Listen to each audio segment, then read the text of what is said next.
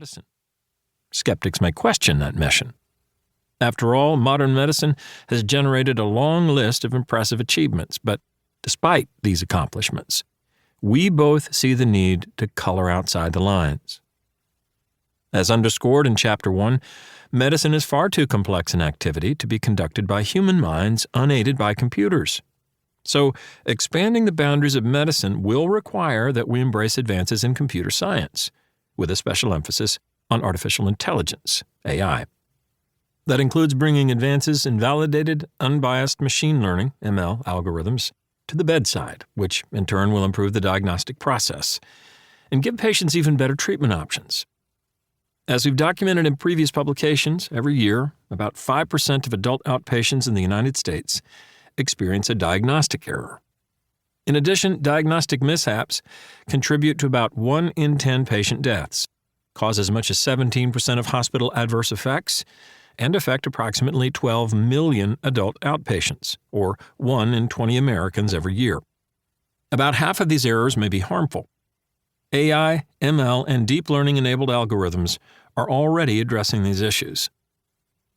Recognizing the most effective treatments is another pain point for clinicians and researchers, addressed in Chapter 2. The profession needs to redefine the search for medical knowledge, going beyond reliance on randomized controlled trials, RCTs, as the only source of evidence-based healthcare. RCTs have become the standard used to judge the efficacy of diagnostic and therapeutic regimens in clinical medicine. The rationale for placing the most trust in them and systematic reviews and meta-analyses stems from 2 critical issues that reduce the reliability of observational studies: expectations and confounding. Clinicians and patients are both susceptible to suggestion and sometimes imagine a real benefit when none actually exists. Similarly, confounding variables not accounted for when seeking a cause and effect relationship can mislead investigators and practitioners alike. That said, there are numerous shortcomings to RCTs, which we discuss in detail. Chapter 3 asks readers to rethink medical expertise itself. Astrophysicist Neil deGrasse Tyson said it best. One of the great challenges in life is knowing enough to think you're right, but not enough to know you're wrong. Many of us in healthcare fall into this trap, and our patients suffer as a result.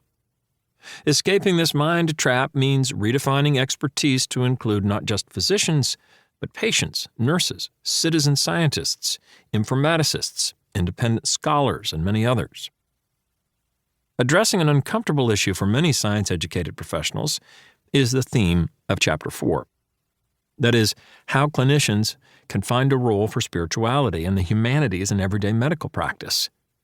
In many clinical settings, spirituality continues to be an unwelcome stepchild, and patients suffer from this short-sightedness. Evidence supports the inclusion of some form of spiritual advice in patient care.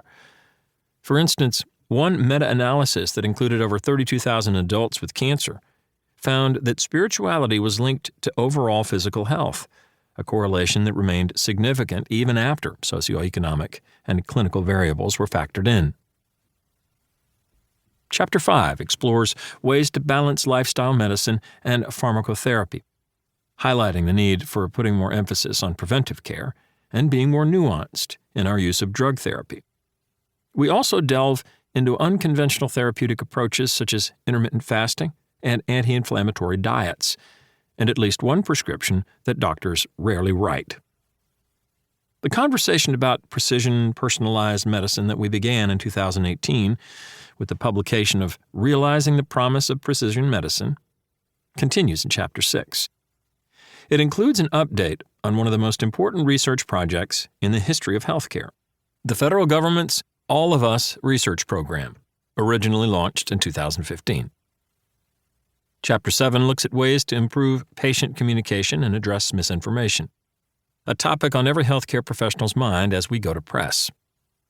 Once again, our goal is to encourage readers to rethink their approach to both topics, avoiding a doctor-knows-best attitude and focusing on trust, respect, empathy, humility, better listening skills, and a deeper understanding of why misinformation flourishes. If you're a Star Trek fan, you'll probably recall the quote of Mr. Spock's in Chapter 8.